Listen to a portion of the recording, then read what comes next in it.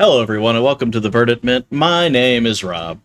Now today we're going to be taking our first dive into RPG horror stories. I've been enjoying these for the past few months and I thought it'd be fun to make a little video and hopefully you'll enjoy them as well. Now, I've never considered myself to be a particularly great GM. That's a good thing because nobody else does either.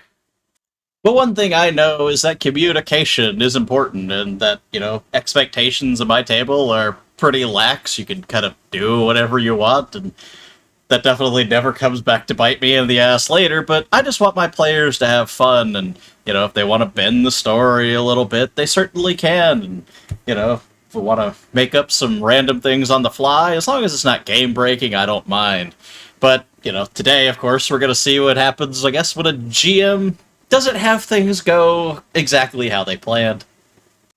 Now, our first story, of course, comes from r/RPG Horror Stories, titled GM Surprised and Shocked When Dark Heresy Players Are All Pro-Imperium. Now, I'm not the biggest, 40k fan. I have run Wrath and Glory and spoken with a bunch of people about 40k. And I've also done a lot of listening, online on 40k lore. It's a fascinating universe. But even somebody with a cursory sort of glance and knowledge into the setting would know that, yeah, lots of people are pretty pro-Imperium. The whole Golden Throne Emperor thing, Space Marines, the Inquisition, it's all pretty cool stuff, and I don't know why anybody would be surprised to find out that, oh cool, we get to play some Inquisition people? Awesome. Yeah, they're going to be pretty pro-Empire. Our story comes from a user called Dicer the Jester, and it begins, I have managed to get into a Dark Heresy 2nd Edition game with a group of new players and a new GM.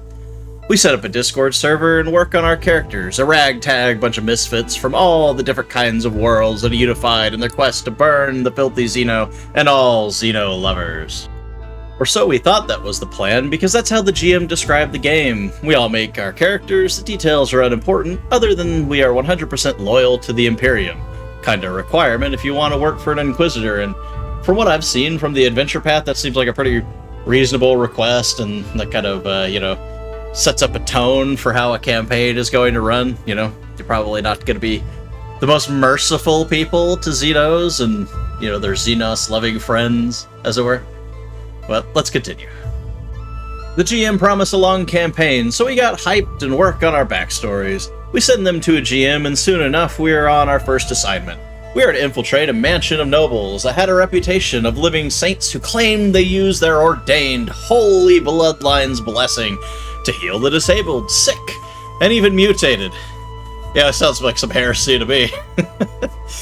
Our Inquisitor says that surely there is something foul going on, as the priesthood never officially recognized those deeds as miracles, and also the Adeptus Mechanicus had detected unnatural energy spikes in that area, one similar to what Tau equipment is known for producing. On the briefing, we're all nodding along, cursing these fools and saying how they are traitors of humanity. Our team preacher, armed with a heavy flamer, asks if there's going to be a problem if we execute them all, or if we are expected to put them on trial. No, ask no questions, kill them all. All, the adults, and the children too. And not just the heretics, the metatics, and the childrenatics too. We go there. We go in guns blazing even after the GM numerous times said that the nobles sent an envoy to invite us for a diplomatic meeting where we discuss things as they really are. Just heresy. I mean, you don't really need... You know what? Just continue. We respond by setting the envoy on fire.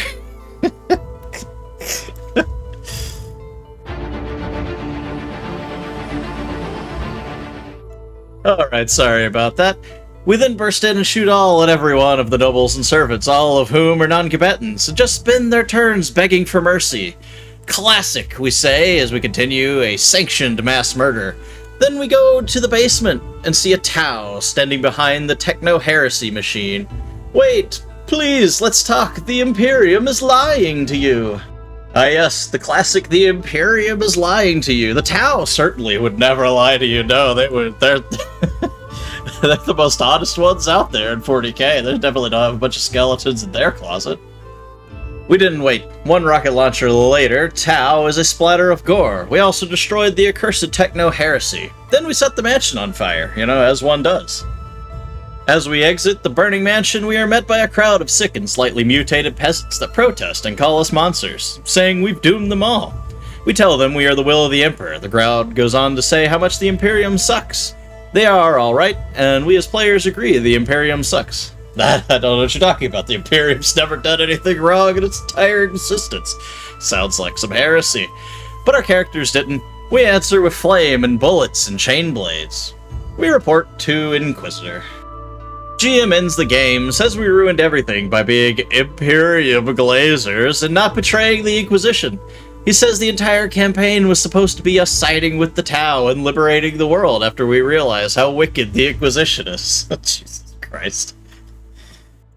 We are told we are shitty players and a bunch of murder hobos and calls us dogmatic retards, whatever that is supposed to mean. Oh, hold on, you're playing a 40k campaign, you're playing Dark Heresy, following an Inquisitor. Yeah, you're probably gonna basically be murder hobos. That's kind of one of the things that the Inquisition does. They kill lots of people, exterminatus, and all of that shit. I really don't know what else to expect from players, in that kind of setting.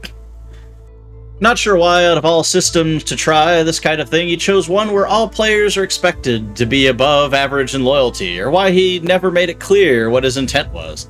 Lesson of the day, communicate with your players and don't try to pull off a Trojan Horse campaign. Especially not like this. Now, I am by no means a great GM in the campaigns that I run, and you can, see for yourself on some of the streams that we've done, of course, but I know if I tell my players this is the setting we're running, this is the kind of campaign we're running, then they're going to make characters that coincide with that thing. I run Skull and Shackles. It's a, no good people kind of campaign, where you're stealing and looting and killing, and if they wanted to play characters that were counter to that, they'd probably end up having a lot of problems. And if I suddenly turned around and said, no, you guys are going to be good pirates, that help people and stuff like that, not a bunch of murder hobos with a boat, they would probably be extremely confused as to why I didn't explain that sooner. So that's just completely on your GM. If you want to do a traitor campaign, just run a traitor campaign. And at least I know I would expect my players to be able to roleplay and, play along with the, we're working for the Inquisition, but we kind of harbor some bad feelings towards the Empire and all that stuff, or the Imperium, whatever. And I just don't get this mindset of everything has to run exactly how I planned this campaign, but I'm not going to tell you guys. No. You have to figure that out with the subtle clues of there was one Tau guy in a basement with a box. That just doesn't make a whole lot of sense to me, but communication is, of course, important, and I guess that would be the moral of the story. Tell people what kind of campaign you want to run, and don't be a jackass. Anyway, hope you all enjoyed this story. I certainly did, and maybe I'll do more of these in the future. Till then, goodbye.